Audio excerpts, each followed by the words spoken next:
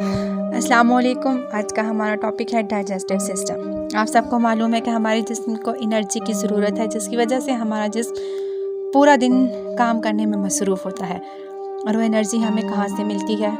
खुराक से एनर्जी तक का प्रोसेस, मतलब कि खुराक एनर्जी में कैसे तब्दील होती है और फिर यही एनर्जी कैसे हमारे जिस्म में इस्तेमाल होती है, या इस एनर्जी से हमारा जिस्म कैसे हरकत करता है, इस सब को जानने के लिए हमें डाइजेस्टिव सिस्टम को देखना होगा।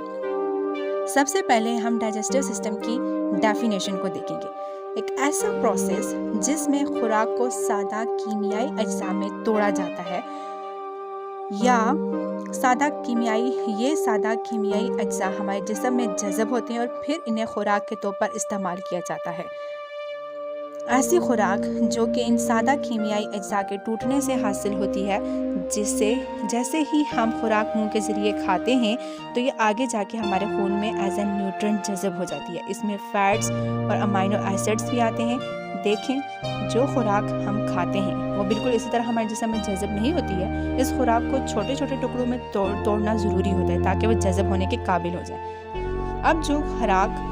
अब खुराक को छोटे छोटे टुकड़ों में टूटना दो तरह का होता है, एक तो केमिकल ब्रेकडाउन और दूसरा मैकेनिकल ब्रेकडाउन। अब जो मैकेनिकल ब्रेकडाउन है, मैकेनिकल ब्रेकडाउन में खुराक का हमारे मुंह में चुबाना और उसे छोटे छोटे टुकड़ों में तकसीम करना आता है, और फिर हमारे डाइजेस्टिव सिस्टम के सारे पार्ट्स मैकेनिकल ब्रेकडाउन में आते हैं। इस तरह जो फिर केमिकल ब्रेकडाउन का स्टेप आता है, इसमें एंजाइम्स के ज़रिए ब्रेकडाउन होती है।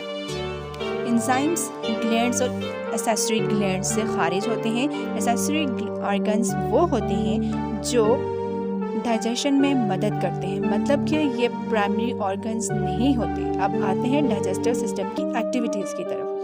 डाइजेस्टिव सिस्टम में 5 मुख्तलिफ तरह की एक्टिविटीज़ होती हैं। इसमें सबसे पहले इंजेशन आता है। इंजेशन को पढ़ने से पहले एलिमेंट्री कैनाल को जानना होगा। यह हमारे मुंह से शुरू होती है और मैदे तक जाती है। खुराक इससे होती हुई मैदे में जाती है और फिर वहां से एनल तक जाती है। इंजेशन से मुराद खुराक का इंटेक करना।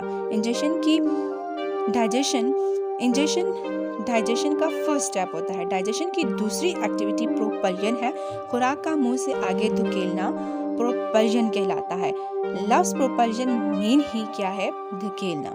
इसमें स्लाइवा खुराक के साथ मिक्स होकर बोलस की शक्ल अख्तियार कर लेती है और ये एलिमेंट्री कैनाल के ज़रिए मैदे तक जाती है। इसके बाद तीसरी एक्टिविटी डाइजेशन है, और हमने पहले ही पढ़ा है कि एंजाइम से केमिकल ब्रेकडाउन होती है खुराक की, जिसको हम डाइजेशन कहते हैं। डाइजेशन के बाद एब्जॉर्प्शन होती है, जो खुराक प्रोपल्जन के ज़रिए मैदे तक पहुंचती है। इसमें केमिकल ब्रेकडाउन के ज़रिए न्यूट्रिएंट्स अलग हो जाते हैं और एब्जॉर्ब होकर खून में शामिल हो जाते हैं, जिसे हम एब्जॉर्प्शन कहते हैं। आखिरी एक्टिविटी एलिमिनेशन है। अब जो खुराक डाइजेस्ट नहीं होती वो हमारे एनस के ज़रिए एक्सक्रीट आउट हो जाती है और इसे एलिमिनेशन कहते हैं। इसके बाद हम देखते हैं डाइजेस्टिव सिस्टम की एनाटॉमी, यानी कि उसका स्ट्रक्चर, उसकी साख्त, कि वो किस तरह का होता है। एक लंबी नाली जो कि मुंह से शुरू होती है और एनस यानी एनल कैनाल पर ख़त्म होती है। इस लंबी नाली को एलिमेंट्री कैनाल कहते हैं, या फिर गैस्ट्रोइंटेस्टिनल कैनाल या ट्रैक कहते हैं। इसकी लंबाई 30 फुट होती है। इसमें 2 तरह के ऑर्गन्स शामिल होते हैं, प्राइमरी ऑर्गन्स और एसेसरी ऑर्गन्स। प्राइमरी ऑर्गन्स वो ऑर्गन्स होते हैं जहाँ डाइजेशन हो रही होती है, और एसेसरी ऑर्गन्स वो ऑर्गन्स होते हैं जो डाइजेशन में हेल्प करते हैं, बजाते खुद डाइजेशन में हिस्सा नहीं लेते, जबकि डाइजेशन में मदद कर रहे होते हैं। और कुछ ऐसे एंजाइम सिक्रेट्स करते हैं, ऐसी सिक्रेशंस होती हैं उनमें जो कि डाइजेशन में हेल्प कर रही होती हैं। प्राइमरी ऑर्गन्स में मुंह यानी कि माउथ, फारेंक्स, इसोफेगस, जिसे हम खुराक की नाली भी कहते हैं, small and large intestine, stomach शामिल है।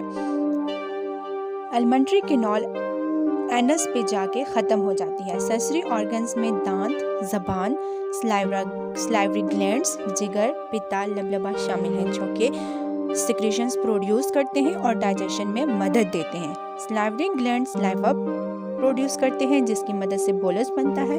जिगर, लबलबा और पिता बाइल सिक्रीट करते हैं जो कि डाइजेशन में मदद करते हैं। इसके बाद हम बात करने जा रहे हैं डाइजेस्टिव सिस्टम के फंक्शन की।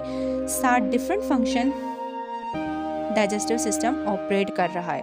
फर्स्ट ऑफ ऑल इंजेशन यानी कि इनटेक ऑफ फूड, फिर उसके बाद ब्रेकिंग का मैंने आपको बता चुकी हूँ कि एक तो केमिकल ब्रेकडाउन और दूसरा मैकेनिकल ब्रेकडाउन। मैकेनिकल ब्रेकडाउन में जो ऑर्गन्स होते हैं वो इन्वॉल्व होते हैं और जो केमिकल ब्रेकडाउन होता है वो एंजाइम्स के थ्रू होती है। उसके बाद ट्रांसपोर्ट यानी कि खुराक का एक जगह से दूसरी जगह जाना। उसके बाद सिक्रीशन किसकी होती है? एंजाइम्स की होती है जो कि एसेसरी ऑर्गन सिक्रीट करते हैं जैसे कि बाइल, पेप्सिन, etc। फिर उसके बाद डाइजेशन स्टोमिक्स में और जो फूड का डाइजेशन होना, जो यूजफुल न्यूट्रिएंट्स हैं उनको एब्जॉर्ब होना, खून में शामिल होना और उनको यूज़ करना एनर्जी के तौर पर। उसके बाद एब्जॉर्प्शन, फिर एक्सक्रीशन एंड जो वेस्ट मटेरियल है उसका एक्सक्रीट हो जाना।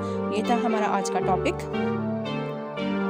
होप सो आपको समझ आई होगी। अगर आपको किसी भी जगह ये समझ नहीं आई, इसमें से कुछ क्वेश्चन पूछना हो तो नीचे दिए गए कमेंट बॉक्स में बताएं और एक नई दिलचस्प वीडियो के साथ दोबारा हाजिर होंगे। तब तक अपना और अपने इस चैनल का ख्याल रखिए।